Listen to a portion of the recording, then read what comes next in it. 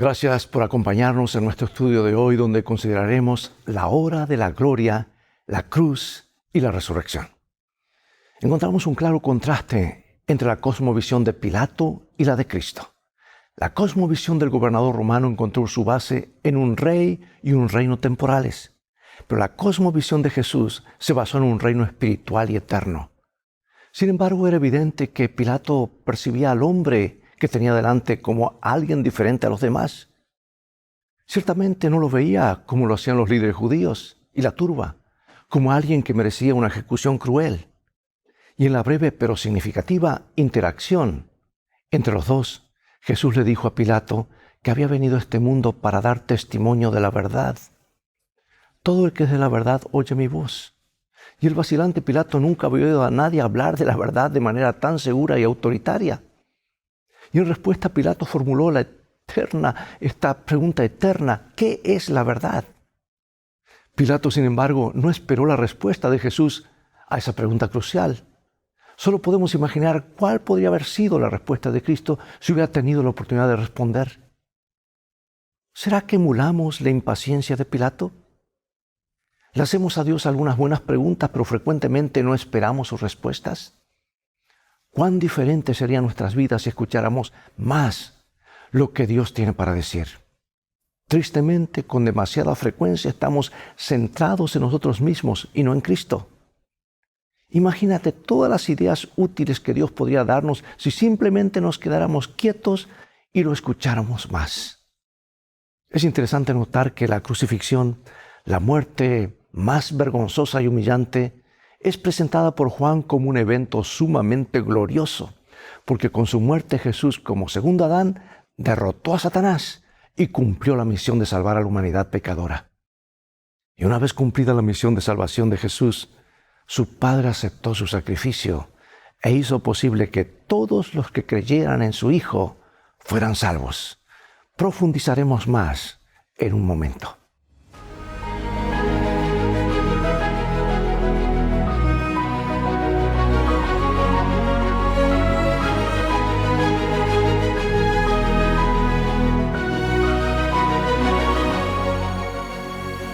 Comenzaremos con este versículo clave, San Juan 18:37.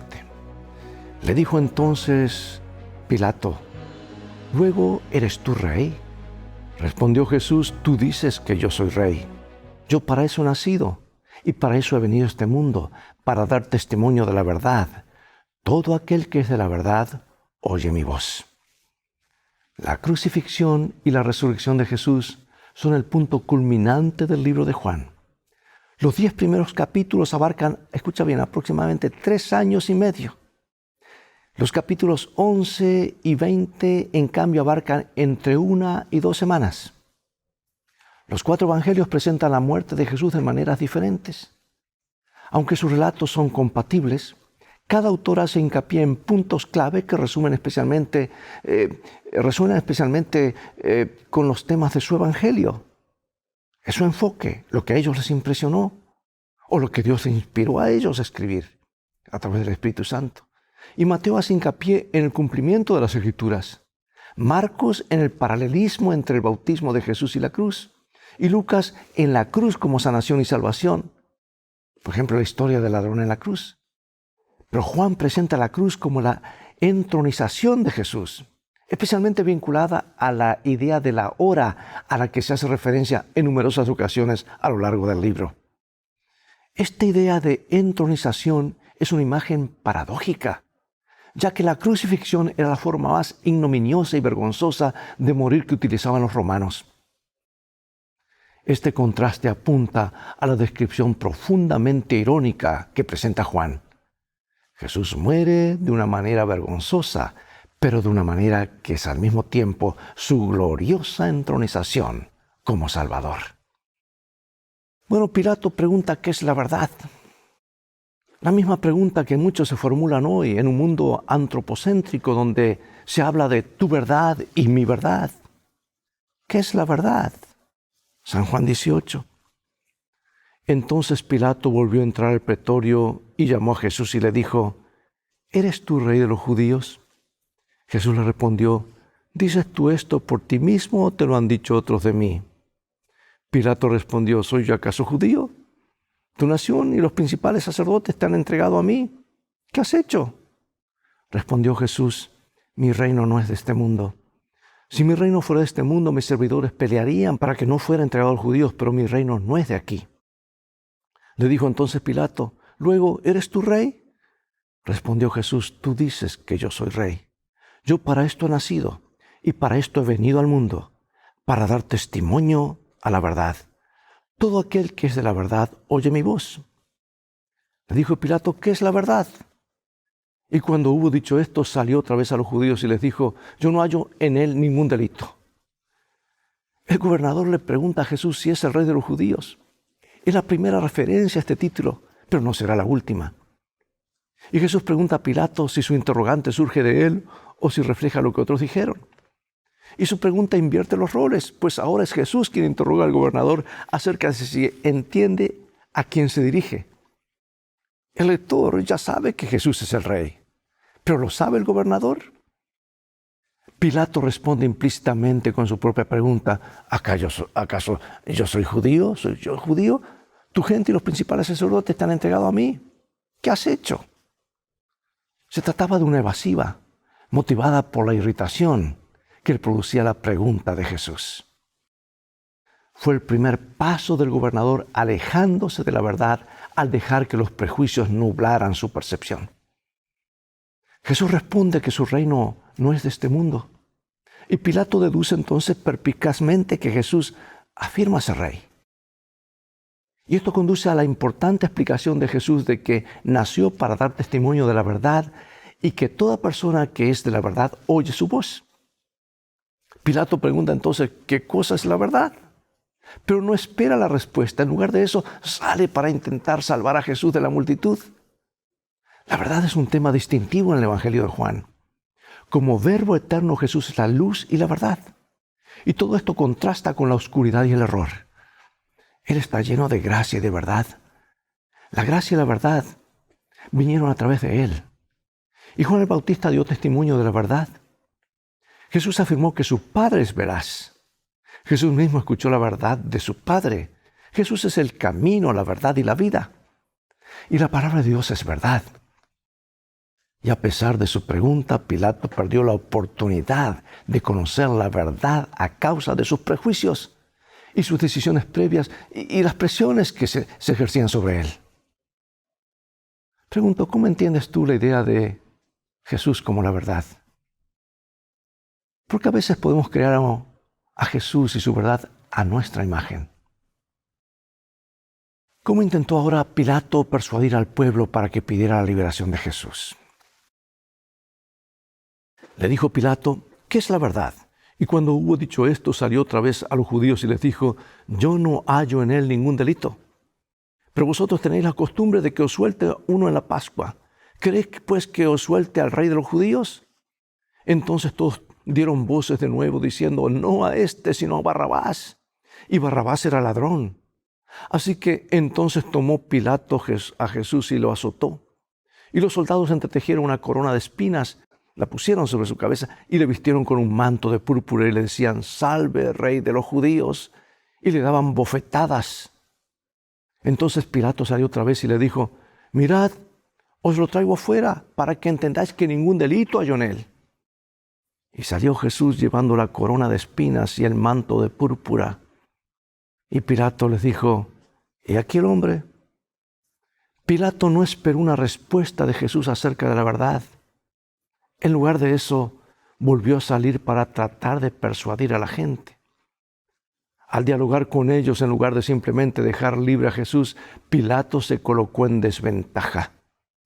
Los líderes religiosos reconocieron que podían manipular al gobernador a través de la multitud. Y Pilato hace referencia a la costumbre de dejar libre a un preso en la época de la Pascua y pregunta si el pueblo quiere que libere al rey de los judíos. Y sorprendentemente y de forma bastante irónica, el pueblo pide la liberación de un delincuente llamado Barrabás en lugar del inocente Jesús. Y ahora comienza la burla y la vergüenza de Jesús. Los soldados romanos le colocan una corona de espinas, le ponen un manto púrpura y se acercan y lo aclaman burlonamente como rey de los judíos. Este tipo de saludo por parte de los soldados era similar a la forma en que saludaban al emperador, pero aquí se hizo en tono de burla. Apelando a la compasión del gentío, Pilato parece buscar ahora alguna forma de liberar a Jesús. Lo saca con la corona de espinas y el manto púrpura. La escena no comentada por Juan muestra a Jesús cubierto en son de burla con un traje real y al gobernador dirigiéndose a la gente con las palabras: «He aquí el hombre». Y esto recuerda al lector las palabras de Juan el Bautista en Juan 1:29, que nos dice: «Este es el Cordero de Dios que quita el pecado del mundo». Resulta irónico que el gobernador pagano presente al Mesías con este atuendo real ante Israel. Sin embargo, como muestra Juan 19, la turba pide la crucifixión de Jesús basándose en su afirmación de que es el Hijo de Dios. Y esto asusta a Pilato, que se esfuerza aún más por conseguir la liberación de Jesús. Pero los líderes sellan el destino de éste afirmando que liberarlo es oponerse al César. Saben que la lealtad de Pilato al César significa que no podría liberar a alguien que reclamara el mismo papel del emperador, o sea, ser rey. Y los dirigentes dicen que no tienen más rey que al César. Y su profundo odio hacia Jesús era mayor que sus aspiraciones nacionales. Y para librarse de Jesús, estaban dispuestos a sacrificar sus pretensiones de autonomía nacional. ¡Qué espanto! Un gobernante pagano quiere liberar a Jesús, mientras que los líderes espirituales de la nación, que deberían haberlo reconocido como el Mesías, querían crucificarlo. ¿Qué lecciones podemos aprender de esto? Como muestra Juan 19, Pilato dispuso una inscripción en latín, griego y hebreo que decía: «Jesús Nazareno, Rey de los Judíos». Los líderes religiosos querían que fuera modificada. Pilato se negó y la inscripción permaneció como testigo mudo de la verdad acerca de Jesús y como uno de los indicadores de que Jesús está entronizado en la cruz como rey. ¿Captas tú el significado? Lo que pareció lo peor de lo peor lo transforma en lo mejor de lo mejor. Todo lo que Jesús toca lo cambia. Él puede tocar tu vida, hacerla diferente, hacerla gloriosa, y lo hará por la eternidad. Y aquí estaba Jesús, verdaderamente su rey, el rey de los judíos, pendiendo de una cruz como un vulgar criminal. Escucha este comentario. Un poder superior a Pilato y a los judíos había dirigido la colocación de esa inscripción sobre la cabeza de Jesús. En la providencia de Dios tenía que incitar a la reflexión e investigación de las Escrituras. Y ahora, una escena realmente conmovedora relacionada con la madre de Jesús. San Juan capítulo 19. Estaban junto a la cruz de Jesús su madre y la hermana de su madre, María, mujer de Cleofas, y María Magdalena. Cuando vio Jesús a su madre y al discípulo a quien él amaba, que estaba presente, dijo a su madre: «Mujer, he ahí tu hijo». Después dijo al discípulo: «He ahí tu madre». Y desde aquella hora el discípulo la recibió en su casa. O sea que entre los que estaban al pie de la cruz aquel día se encontraba Juan, el discípulo amado, junto con María, la madre de Jesús, y otros. Muchos años antes, Simeón había predicho esta misma experiencia cuando José y María llevaron a Jesús al templo para consagrarlo. Y ahora en sus últimos momentos Jesús habla a su madre: «Mujer, ahí tienes a tu hijo». Y a Juan le dice: «Ahí tienes a tu madre».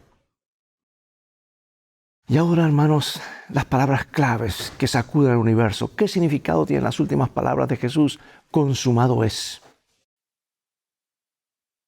Después de esto, sabiendo Jesús que ya todo estaba consumado, dijo: «Para que la Escritura se cumpliese, tengo sed». Y estaba allí una vasija llena de vinagre. Entonces ellos empaparon en vinagre una esponja y poniéndola en un hisopo, se la acercaron a la boca. Y cuando Jesús hubo tomado el vinagre, dijo: «Consumado es». Y habiendo inclinado la cabeza, entregó el espíritu. El verbo griego teleo, o sea, terminar, completar, llevar a cabo, en este versículo 28, que todo quedaba terminado, es el mismo que se utiliza en el versículo 30, consumado es. Además, una palabra relacionada con este verbo teleo, o sea, terminar, hacer perfecto, también aparece en el versículo 28 en referencia al cumplimiento de la Escritura, o sea, en cumplimiento de la Escritura que dice. Por horrible que fuera la escena, todo se estaba cumpliendo, realizando, completando, cuando Jesús dice, consumado es.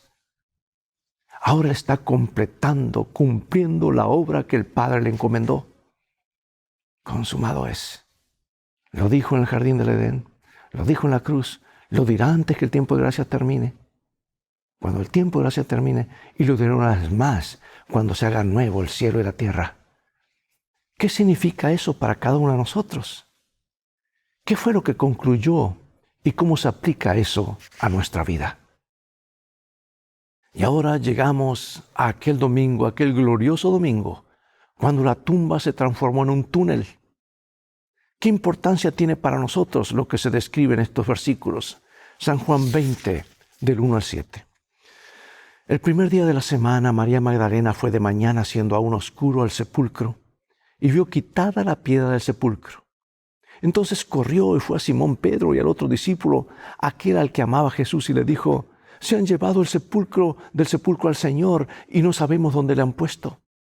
Y salieron Pedro y el otro discípulo y fueron al sepulcro. Corrían los dos juntos, pero el otro discípulo corrió más aprisa que Pedro y llegó primero al sepulcro. Y bajándose a mirar, vio los lienzos puestos allí, pero no entró. Luego llegó Simón Pedro tras él y entró en el sepulcro y vio los lienzos puestos allí y el sudario que había estado sobre la cabeza de Jesús, no puesto con los lienzos, sino enrollado en un lugar aparte. Jesús murió el viernes por la tarde y resucitó el domingo temprano. Como el sábado estaba cerca cuando fue sepultado, resulta que el proceso de sepultura se hizo apresuradamente y no fue completado.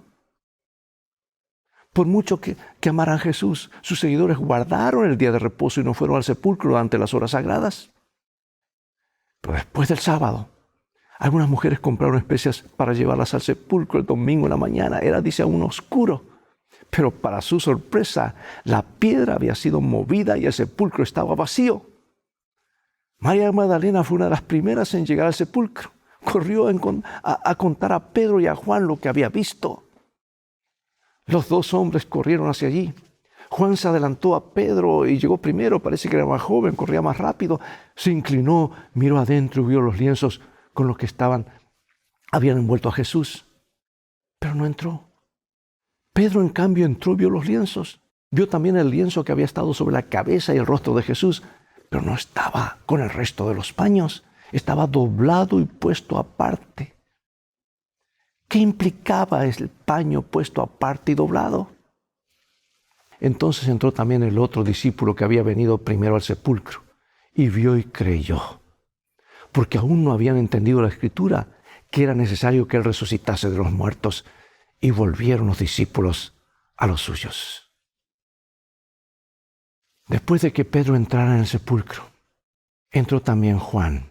Y Juan 28 dice que entró y vio y creyó. ¿Por qué el hecho de ver los lienzos de la tumba y el paño del rostro puesto a un lado y doblado hizo que Juan creyera que Jesús había resucitado? Para responder a esta pregunta es necesario reflexionar en primer lugar acerca de por qué la tumba estaría vacía. La respuesta más común sería atribuir aquello a los ladrones de tumba. Pero esta explicación no es satisfactoria, al menos por tres razones. En primer lugar, Mateo dice que la tumba estaba custodiada, lo que hace improbable la opción del robo. Segundo, los ladrones de tumbas suelen robar objetos de valor, no cuerpos en estado de descomposición. Y tercero, los ladrones de tumbas tienen prisa y no doblan los lienzos de las tumbas. No es de extrañar, pues, que cuando Juan vio el paño doblado, creyera que Jesús había resucitado. ¿Y qué sucedió aquí que muestra por qué María Magdalena aún no comprendía el significado de la tumba vacía? Pero María estaba afuera llorando junto al sepulcro y mientras lloraba se inclinó para mirar dentro del sepulcro. y vio a 2 ángeles con vestiduras blancas que estaban sentadas el uno a la cabecera y el otro a los pies, donde el cuerpo de Jesús había sido puesto. Y le dijeron: mujer, ¿por qué lloras? Les dijo: porque se han llevado a mi Señor y no sé dónde le han puesto. La última referencia anterior hecha a María en el texto se refiere a su diálogo con Pedro y Juan acerca de la tumba vacía. Ellos corrieron al sepulcro y ella volvió allí poco después. Y luego de que Pedro y Juan inspeccionaran el sepulcro, abandonaron el lugar. Pero María volvió y se quedó allí llorando. Sin duda había llorado mucho durante los últimos días. Ese fin de semana fue terrible. ¿Y ahora también esto? Se inclinó, miró adentro. Para su sorpresa, 2 ángeles vestidos de blanco estaban en la tumba, sentados donde había estado el cuerpo de Jesús. Le preguntaron: mujer, ¿por qué lloras? Y su dolorosa respuesta fue que se habían llevado a su Señor y que no sabía dónde lo habían puesto. ¿Qué cambió todo para María? Cuando había dicho esto, se volvió y vio a Jesús que estaba allí, mas no sabía que era Jesús. Jesús le dijo: mujer, ¿por qué lloras? ¿A quién busca? Ella, pensando que era el hortelano, le dijo: Señor, si tú no lo has llevado, dime dónde lo has puesto y yo lo llevaré. Jesús le dijo: María. Volviéndose ella, le dijo: Raboni, ¿qué quiere decir maestro? Jesús le dijo: no me toques, porque aún no he subido a mi Padre, mas ve a mis hermanos y diles: subo a mi Padre y a vuestro Padre, a mi Dios y a vuestro Dios. Fue entonces María Magdalena para dar a los discípulos nuevas de que había visto al Señor y que Él le había dicho estas cosas. Con los ojos cegados de lágrimas, María se volvió y vio a alguien de pie detrás de ella. Y con palabras parecidas a las de los ángeles, el forastero le pregunta: mujer, ¿por qué lloras? ¿A quién buscas? Ella cree que está hablando con el encargado del huerto y le pide ayuda para encontrar el cuerpo de Jesús. Y el forastero dice una palabra: María. Fue una revelación de una sola palabra que cambió el mundo. De repente, la sorprendida María se da cuenta de que Jesús resucitado le está hablando y lo reconoce. La reconoce y Jesús insiste en que no lo detenga, pues debe ascender a su Padre. Pero le encomienda la tarea de ir a decir a los discípulos que Él ascienda a su Padre y al de ellos, a su Dios y al de ellos. Y María cumplió su misión. Dijo a los discípulos que había visto al Señor y también les contó el resto de los detalles que Él había compartido con ella. ¡Qué historia gloriosa! El apóstol Pablo hace eco de esto y lo convierte en el centro de su mensaje. 1 Corintios 15, 12 al 20. Pero si se predica de Cristo que resucitó de los muertos, ¿cómo dicen algunos entre vosotros que no hay resurrección de los muertos? Porque si no hay resurrección de los muertos, tampoco Cristo resucitó. Y si Cristo no resucitó, vana es entonces nuestra predicación, vana es también nuestra fe. Y somos hallados falsos testigos de Dios, porque hemos testificado de Dios que Él resucitó a Cristo, al cual no resucitó, si en verdad los muertos no resucitan. Porque si los muertos no resucitan, tampoco Cristo resucitó. Y si Cristo no resucitó, vuestra fe es vana, aún estáis en vuestros pecados. Entonces también los que durmieron en Cristo perecieron. Si en esta vida solamente esperamos en Cristo, somos los más dignos de conmiseración de todos los hombres, mas ahora Cristo ha resucitado de los muertos, primicias de los que durmieron es hecho.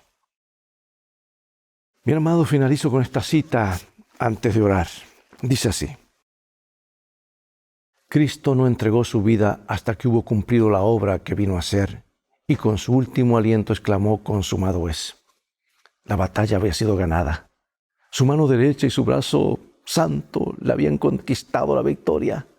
Como conquistador plantó su estandarte en las alturas eternas.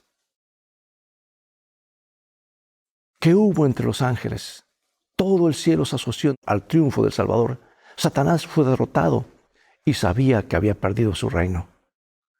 El clamor consumado es tuvo un profundo significado para los ángeles y los mundos que no habían caído. La gran obra de la redención se realizó tanto para ellos como para nosotros. ellos comparten con nosotros los frutos de la victoria de Cristo. Una salvación cósmica, no solamente centrada para este planeta, sino que tiene su efecto en todo el universo, los otros mundos creados, los otros mundos habitados, para asegurar la paz, la justicia eterna para siempre. Miremos más allá. La tierra fue el epicentro, el lugar, el centro de batalla, pero ahora esto tiene connotaciones universales en todo el universo. Dios nos ayuda a comprender esa expresión consumado es, que nos trae esperanza, nos trae ánimo, nos trae la seguridad de que las cosas van a terminar bien. Oremos. Gracias, Padre, por darnos esta seguridad. La tumba está vacía. Allí está la garantía de que si Él tiene la solución para el problema de la muerte, también tiene la solución para el problema de los vivos. Y tiene la solución eterna para el problema del mal. Y gracias porque descendió, se encapsuló a sí mismo, bajó esta tierra para enseñarnos el camino de regreso al hogar.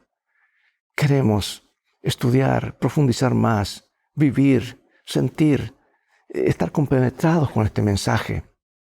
Contemplar más a Jesús que no solamente muere, resucita y hoy intercede por nosotros. Bendícenos, sabemos que lo harás porque lo pedimos en el nombre de Jesús. Amén. Gracias por acompañarnos. Es todo el tiempo que tenemos por hoy. Y recuerda, tú vales mucho para Jesús. Él te ama más de lo que puedes imaginar. Y en este viaje de la vida, todo va a terminar bien, porque tenemos un GPS infalible, que es la palabra de Dios, y un guía que sabe el camino. Así que las cosas van a terminar bien. Maranatá, Dios te bendiga.